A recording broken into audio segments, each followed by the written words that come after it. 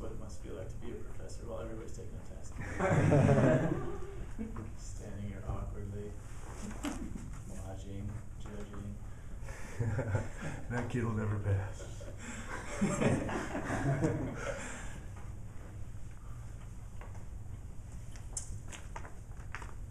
All right, we're going to move on to our second speaker, Matt Ayla. Is that Ailey? Ailey, my apologies. Matt Ailey was a student athlete for 8 years through high school and college on the cross-country and track teams. After a 2-year hiatus in graduate school, Matt returned to competition last year with a reinvigorated passion for training and racing. He now focuses on his athletic endeavors primarily on triathlons and has recently had the opportunity to compete for a qualifying spot to the Amateur National Championships at the Lifetime Minneapolis Triathlon. Today he would like to share his experiences at his race in an entertaining fashion in line with the speech objectives, and we ask that Tom read those speech objectives for everybody beforehand. Today Matt will be speaking. It will be the entertaining speech. The speaker is to entertain the audience in a 5 to 7 minute talk by relating a personal experience. Pay particular attention to the structure of the talk, although it will not be as rigidly organized as other types of speeches. It should also have some readily apparent organization. In addition to your verbal evaluation, please give written answers to the questions below. Sorry, that's for me. Your evaluation. It'll be an entertaining speech. 5 to 7 minutes. All right, ladies and gentlemen, please welcome Matt Ailey.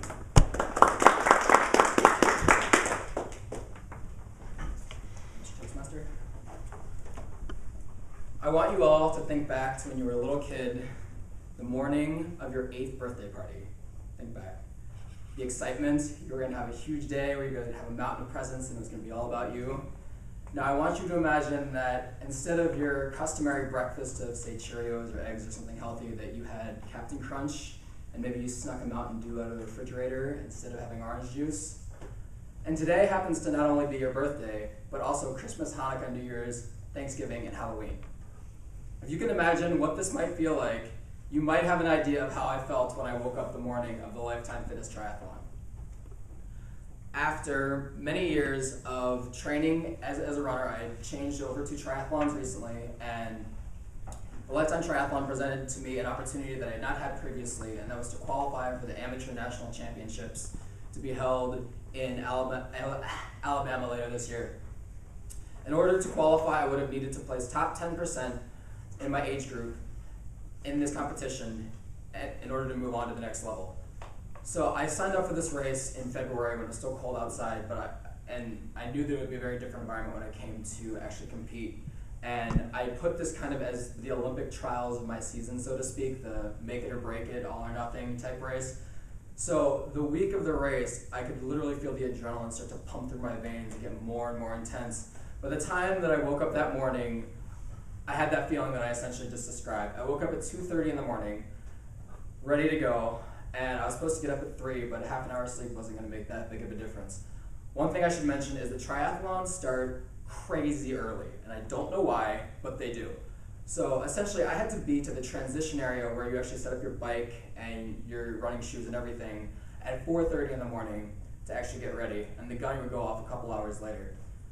So once I get up and have my customary breakfast of champions, which is a whole wheat bagel with peanut butter and jelly, nothing too fancy because I got to make sure that it all digests well and gives me the energy I need. I get in my car, I'm at the transition area at 4:35, 5 minutes late. I go in, I set all my stuff up, and I can start to feel the adrenaline just going. Like, I've literally never felt this pumped up about anything. I looked at my hands and I could feel the palms of my hands tingling because I was so ready to go. I had some other teammates with the team that I trained with that were there and didn't even see most of them because I was so focused, but to give you guys an idea of how revved up I was standing over by the water, kind of taking everything in, getting ready to jump in. One of my friends comes up and goes, "Hey Matt, what's up?" I literally, dude, I did not see you, I'm sorry. What's up? Okay, yes, I'm ready for the race. I'll see you afterwards. Could not focus on anything except for competition. So once I get the warm up in, we go over to the entrance to the lake, and I've got my swim cap on, and I've got my goggles. And the one thing about the Lifetime Triathlon that they do is they start everybody every 3 seconds so that there's not a huge mass start. I happen to be number 1110 out of 1164, so 54 people, so I have to place top 5. Essentially what that means is I'm doing this entire race blind. I have to go from the front. If anybody passes me, they're not only passing me, they've already been ahead of me for 3 seconds times the number of places back they are. So this is a challenging place to run from, but ultimately I have to do what I can and go with the circumstances I'm dealt. So they call me up, and I get out of the water for my warm-up, and they set me up, and they're like, they punch in your number, and they say, all right, 11:10, go. So you jump in, I dive into the water, and you can't see anything because it's dingy, gross, brown lake water. And so I'm swimming through, and when you swim in a try, you can't actually just swim straight. You have to look up and do what's called spotting every other stroke to make sure you're not swimming completely off course, because there's nobody that really makes sure that you're swimming in line. So I'm swimming through, and I end up catching some people from other age groups that have gone earlier that are slower. And the swim is just such a giant, just mass of people that there's feet and there's legs and there's arms, there's everything. So I'm swimming through, and you just try and stay calm, and you learn not to take it personally if someone kicks you in the face, because normally they don't mean to. Every once in a while they do, but that's up to them. So I keep swimming through, and eventually I relax, settle in, and realize that I actually feel pretty good today, and we'll have to see how the rest of this race goes. But eventually, towards the end of the swim, my hand touches the bay, and that's when you know when you should stand up. So I touch the bay, I touch the sand, and then I kind of emerge from the water like a Loch Ness monster getting out. There's still a little bit of water I'm running through, so we come back to the transition area, and everybody's cheering. So at this point, it's game time, because you have to get out of all your swim stuff and onto your bike as quickly as possible. So I come over here, as I'm running, I rip all my gear off, and then put on my fancy aerodynamic helmet that's supposed to save me some time in the race. Meanwhile, crowd's screaming, there's everyone else around you. Then I put on the shades, just to, you have to make sure you don't get debris in your eyes, and personally, I just think it looks more intense this way too. So, the bike is my weak point in the race, because for some reason, even though I'm a decent runner, my legs haven't quite gotten used to the biking, and part of it is the handling too. Now, if any of you guys have been around Lake Nokomis, where this race was held, you know all the roads there are filled with potholes and there's a lot of winding turns. Additionally, I'm in the aerodynamic position in my bike, so I don't have my hands on the brakes most of the time. So there's a lot of kind of twisting and turning and just hoping that you don't fall down. In addition, there's the potholes, so you got to do a lot of this and pop out into your brakes. In any event, I'm trying to watch people as carefully as I can, because the age group of your division is written on the back of your leg. So you know if people are ahead of you, if they're in your age group or not. And again, if anyone passes me, they're already much further ahead of me than I want them to be, since I can only afford to have 4 people pass me before I miss out. So I start doing the math, and I try and figure out exactly how many people are there. And eventually there's someone that goes by, and I figure out if I let him go, it's probably over at this point. So I dig deep, I basically focus and try and figure out if I can just hang on to this one guy who goes by me after I figure out how many people have gone by. And we end up essentially going side by side for a good portion of the way, which actually isn't entirely legal, because you can be considered drafting, but in competition sometimes there's no other way around it.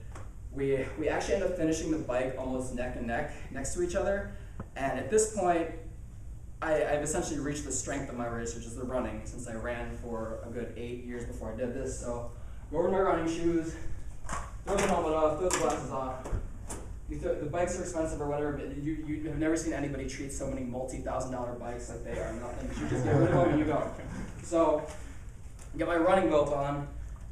Now it's time to actually go after everybody and try and make up a little distance that I've lost.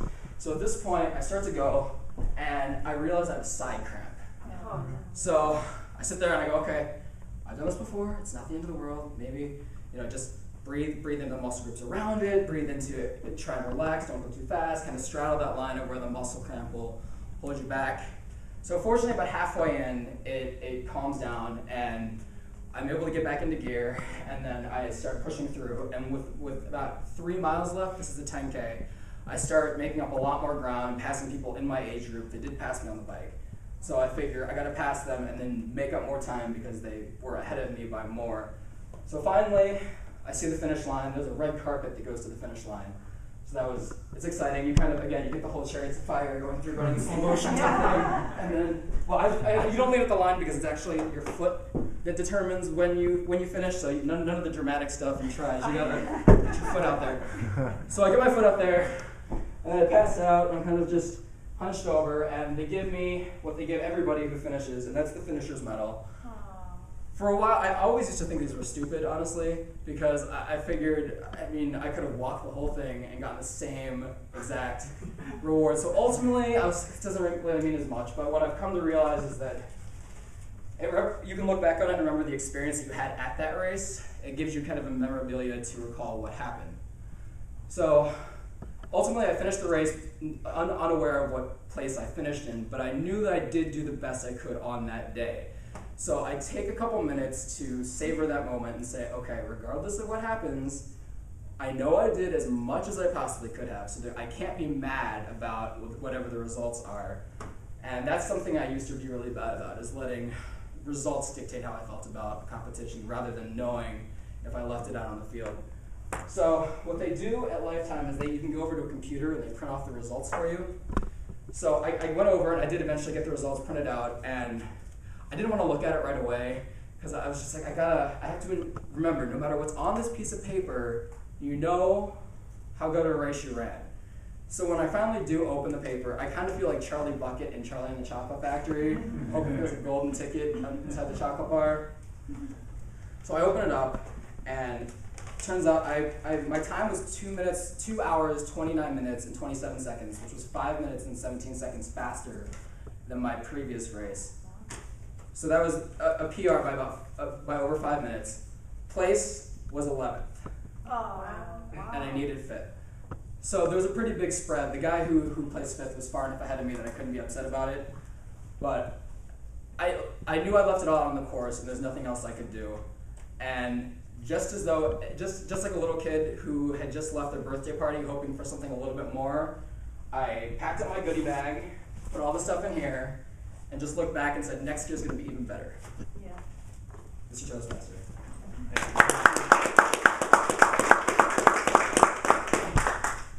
Wow, that got my adrenaline going. I'm ready for this.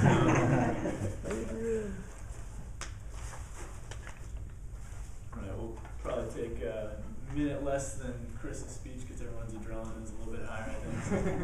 Writing a little bit faster, hopefully.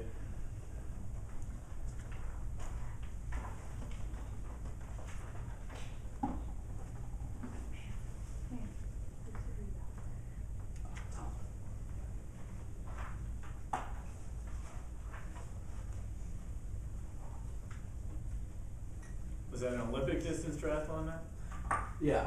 So it was 0.9 mile swim, 24 mile bike, and then 10K, so 6.2 mile run. Wow, that's a really good time. But like I said, I was happy with it. There's room for improvement.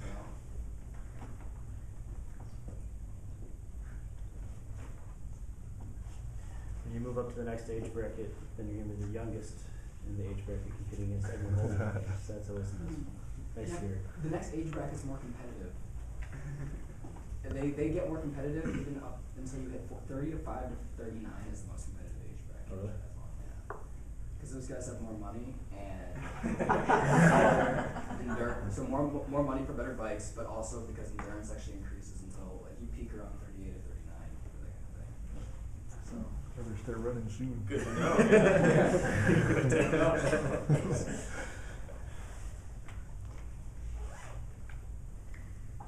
Alright, well hopefully you guys can finish up your speech evaluations while we're moving on to the next one.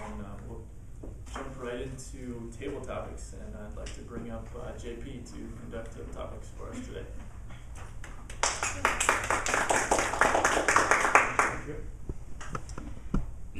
Today is July 20th, 2011. The day 20th of shutdown of government in Minnesota.